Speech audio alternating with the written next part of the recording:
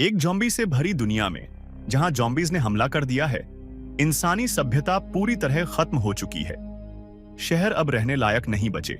एक लड़का मार्को बचपन से ही अपने पिता के साथ जंगल में रह रहा है। बाहर की खतरनाक दुनिया से बचाने के लिए उसका पिता उसे एक बंदूक देता है और सिखाने की कोशिश करता है कि कैसे खुद को बचाया जाए। लेकिन मार्को अभी बहुत छोटा होता है और बंदूक की स्लाइड खींचने की ताकत उसमें नहीं होती। जब बंदूक उसके हाथ से गिर जाती है तो वो डर कर अपने पिता की ओर देखता है। हालांकि दोनों एक दूसरे पर ही जिंदा रहने के लिए निर्भर हैं, फिर भी उसके पिता बहुत कम बोलते हैं और मार्को से भावनात्मक रूप से जुड़े नहीं हैं।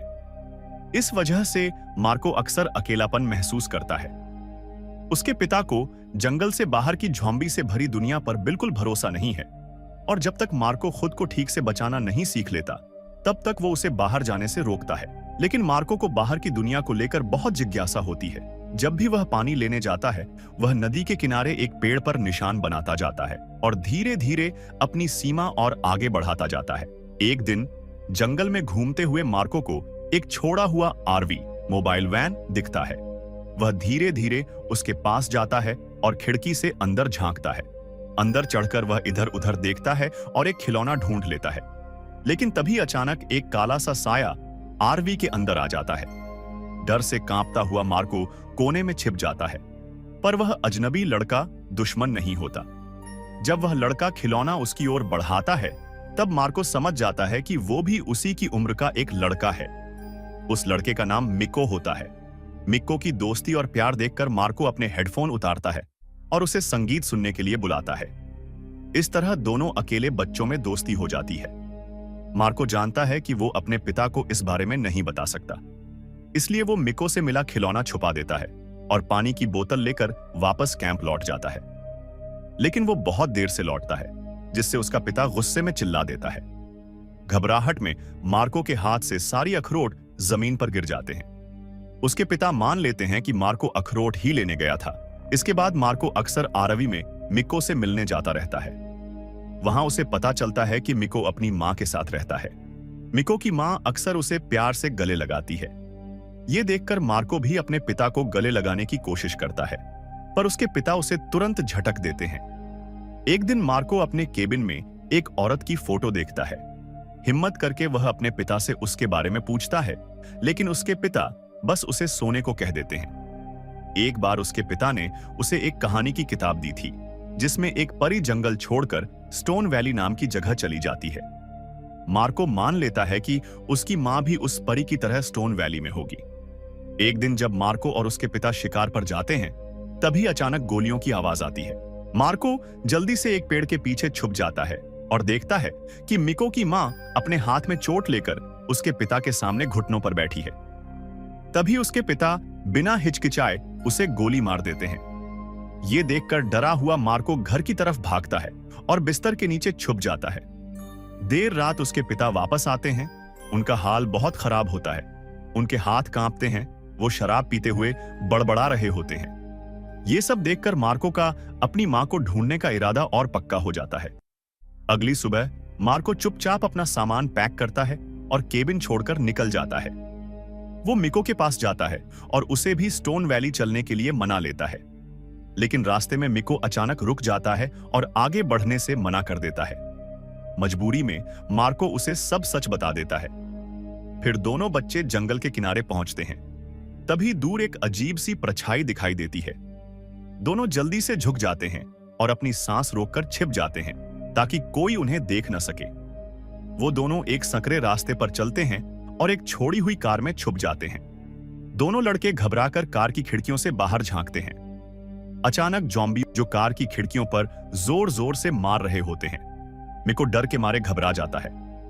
मार्को उसे शांत कराने की कोशिश करता है और अपने हाथों से उसके कान ढक लेता है। तभी अचानक बाहर के सारे ज़ॉम्बी जमीन पर गिर जाते हैं।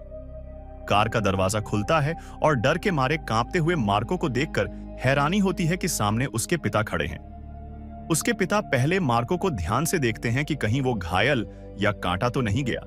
वो मिको को पूरी तरह अनदेखा कर देते हैं और सीधा मार्को का हाथ पकड़कर उसे तुरंत वापस कैंप चलने के लिए कहते हैं। लेकिन मार्को गुस्से में अपना हाथ छुड़ाकर अपने पिता पर चिल्लाता है। वो कहता है कि मिको की मां की मौत के लिए वही जिम्मेदार है और यहां तक कि उसे शक है कि शायद उसकी अपनी मां को भी उसके पिता ने ही मारा होगा। पिता के पास समझाने का वक्त नहीं होता। वो सिर्फ जानते हैं कि इस शोर की वजह से और ज़ॉम्बी आ सकते हैं। मजबूरी में उसके पिता मार्को को एक सुरक्षित जगह पर छुपा देते हैं और मिको को बचाने वापस लौटते हैं। उनकी गोलीबारी बिल्कुल सटीक होती है और हर एक ज़ॉम्बी गिरता जाता है। कुछ ही देर में मिको को सुरक्षित खींच लाते हैं। तभी मार्को पीछे मुड़कर देखता है, एक ज़ॉम्बी चुपके से उसके पीछे आ चुका होता है। घबराहट में मार्को कांपते हाथों से बंदूक तान देता है। अचानक हुई फायरिंग से उसके पिता भी चौंक जाते हैं। वो फौरन मार्को की तरफ दौड़ते हैं, लेकिन इससे पहले कि वो पहुंच पाते, एक ज़ॉम्बी उन पर झपट पड़ता है और उन्हें जमीन पर गिरा देता है। फिर भी उसके पिता किसी तरह लड़कर उस ज़ॉम्बी को मार गिराते हैं और बाल बाल बच जाते हैं। जल्दी से उठकर वो मार्को के पास दौड़ते हैं और देखते हैं कि सब ठीक है। फिर वो मार्को को भरोसा दिलाते हैं कि मिको अब सुरक्षित है। इसके बाद वो जल्दबाजी में मार्को से कहते हैं कि अब तुरंत कैंप वापस चलना होगा। तभी उसके पिता अपनी बांह ऊपर करके दिखाते हैं, जिसमें एक ताजा काटने का निशान होता है। ये देखकर उन पर मायूसी छा जाती है, क्योंकि वो जानते हैं इसका मतलब क्या है। जल्दी ही वो मार्को से दूर हटकर खुद को पास के एक पेड़ से बांध लेते हैं। मार्को को कुछ गड़बड़ लगती है और वो धीरे से अपने पिता के पास जाता है। तब उसके पिता सच्चाई बताते हैं।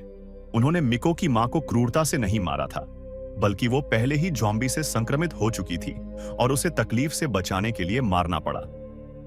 ये सुनकर मार्को अपने पिता को जोर से गले लगा लेता है। उसके पिता भी उसे गले लगाना चाहते हैं, लेकिन वो नहीं चाहते कि उसे कोई खतरा हो। उन्हें पता होता है कि अब उनका समय खत्म हो रहा है और जल्दी ही वो भी ज़ॉम्बी में बदल जाएंगे। भारी मन से वो मार्को से कहते हैं कि अब वो यहां से चला जाए। आंसू रोकते हुए वो मिको का हाथ पकड़ता है और दोनों चल पड़ते हैं। जैसे ही वो दूर जाते हैं, उसके पिता की आंखें सफेद पड़ने लगती हैं। कुछ ही पल बाद जंगल की खामोशी में एक गोली की आवाज गूंजती है।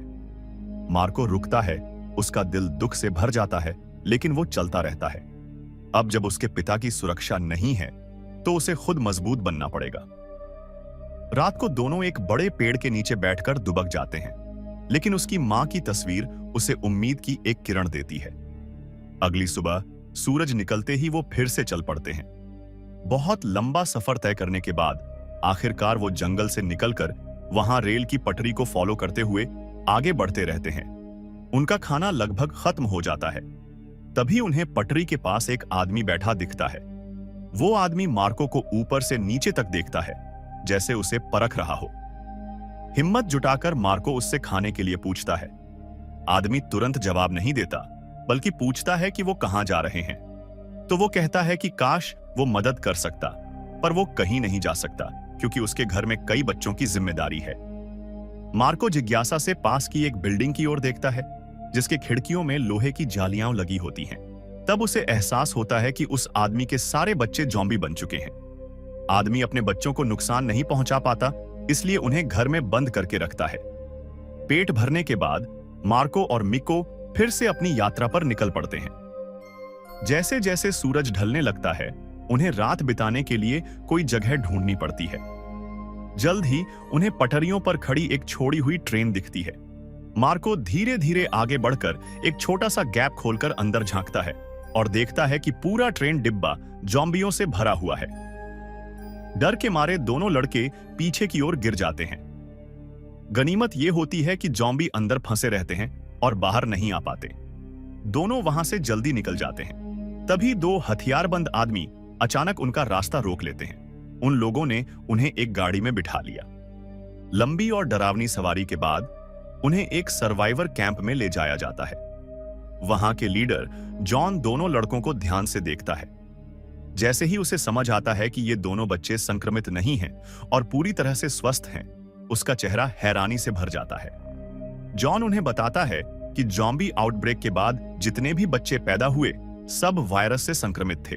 इन दोनों स्वस्थ लड़कों को देखकर जॉन को उम्मीद की एक किरण मिलती है।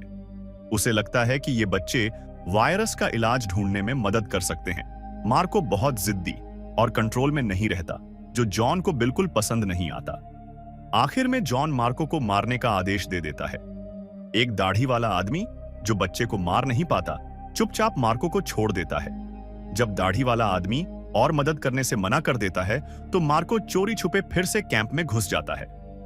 वह मिको को ढूंढता है और दोनों गार्ड्स को चकमा देकर रात में भाग जाते हैं। अगले दिन जब जॉन को पता चलता है कि लड़के भाग गए हैं, वो गुस्से में दाढ़ी वाले आदमी के सिर में गोली मार देता है। इधर मार्को और मिको को नहीं पता कि वो कितनी दूर तक भाग चुके हैं। मिको बार बार पानी के लिए कराहने लगता है। गुस्से और थकावट में मार्को मिको पर चिल्लाता है कि उसे मिको को छोड़ देना चाहिए था, लेकिन जब वो मिको की रोती हुई आंखें देखता है तो उसका गुस्सा पिघल जाता है। मार्को पानी की तलाश में निकल पड़ता है। उसे एक छोड़ी हुई बिल्डिंग मिलती है जहां पहले के बचे हुए लोगों के सामान पड़े होते हैं। मार्को कुछ कपड़े और एक आधी बोतल पानी ढूंढ लेता है। बिल्डिंग की बालकनी पर पहुंचकर उसे पहली बार जंगल से बाहर की असली दुनिया दिखाई देती है। हर तरफ भयंकर तबाही और ज़ॉम्बी ही ज़ॉम्बी होते हैं। तभी उसे सच्चाई का एहसास होता है। जंगल सिर्फ उसका घर नहीं था, बल्कि उसके पिता द्वारा बनाया गया एक सुरक्षित परिकथा जैसा संसार था, ताकि वो असली भयानक दुनिया से बचा रहे। अचानक बिल्डिंग के नीचे से आवाजें आती हैं। जॉन और उसके आदमी वहां पहुंच चुके होते हैं। जॉन तुरंत मिको को मारने के लिए बंदूक निकालता है, लेकिन तभी एक ड्रोन ऊपर से आता है। अगले ही पल गोलियों की बारिश शुरू हो जाती है और जॉन समेत उसके सारे आदमी वहीं मर जाते हैं। मार्को छुपकर सब देखता है। थोड़ी देर बाद 2 फुली आर्म्ड सोल्जर आते हैं। मिको मार्को को देखकर उसे जाने का इशारा करता है, लेकिन मार्को गलती से आवाज कर देता है। सोल्जर तुरंत उस पर ध्यान दे देते हैं। मिको जमीन से एक हथियार उठा लेता है। सोल्जर बहुत तेजी से रिएक्ट करते हैं और मिको को गोली मार देते हैं। मार्को टूट जाता है। मिको ने उसे बचाने के लिए अपनी जान दे दी। सोल्जर्स के जाने के बाद मार्को फिर से खुद को संभालता है और अकेले अपनी यात्रा जारी रखता है। वो अब भी अपनी मां को ढूंढने के लिए डिटरमिन्ड रहता है। लेकिन सच्चाई ये होती है कि स्टोन वैली नाम की कोई जगह थी ही नहीं। वो तो उसके पिता की बनाई हुई एक काल्पनिक जगह थी। गुस्से में वह अपनी परिकथा वाली किताब फाड़ देता है और जोर से चीख पड़ता है, पर जवाब में उसे बस ठंडी और सुनसान खामोशी मिलती है। वो एक पहाड़ की चोटी पर चढ़कर नीचे के बड़े शहर को देखता है। उसके पास और कोई रास्ता नहीं होता, तो वह जिज्ञासा में उस शहर में चला जाता है। एक पत्थरों का विशाल जंगल। उसे लगता है शायद यही स्टोन वैली है, लेकिन शहर में भी ज़ॉम्बी भरे हुए होते हैं। वह धीरे धीरे बचते बचाते एक छोड़े हुए अस्पताल में पहुंचता है। वहां एक कमरे में उसे एक सफेद कपड़े में लिपटी महिला दिखती है। मार्को सोचता है कि यह वही परी है, उसकी मां है। वो धीरे धीरे पास जाता है और उसे गले लगाने की कोशिश करता है, लेकिन महिला अचानक उसका हाथ पकड़ लेती है और अगले ही पल मार्को को हाथ में तेज दर्द होता है। जब महिला पलटती है तो मार्को उसके चेहरे पर किसी परी का नहीं, बल्कि एक डरावने ज़ॉम्बी का चेहरा देखता है। मार्को तुरंत भागने लगता है और पीछे से दरवाजा एक लोहे की छड़ से बंद कर देता है। अंदर ज़ॉम्बी दरवाजे पर जोर जोर से मारते रहते हैं। मार्को रोने लगता है। आखिरकार अस्पताल से भागने के बाद वो बिल्कुल सुन्न हो जाता है। उसका चेहरा खाली नजर आता है। वो एक दीवार के पास पहुंचता है जहां लापता लोगों के पोस्टर लगे होते हैं। चुपचाप अपनी मां की तस्वीर भी वहां चिपका देता है। इसके बाद वो एक और छोड़ी हुई बिल्डिंग में चला जाता है जहां से आवाज आ रही होती है। पास जाकर देखता है तो वो बस एक होलोग्राफिक प्रोजेक्शन होता है। उस आवाज से ज़ॉम्बियों का झुंड वहां पहुंच जाता है।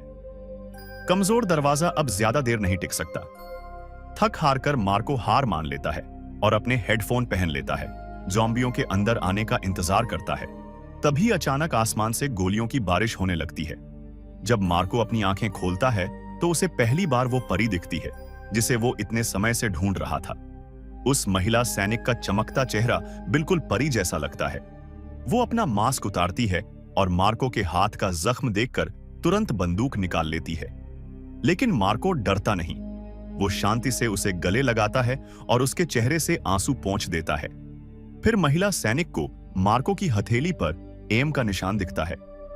ये निशान नए जन्मे बच्चों का होता है जो वायरस के प्रति इम्यून होते हैं और इंसानियत की आखिरी उम्मीद होते हैं।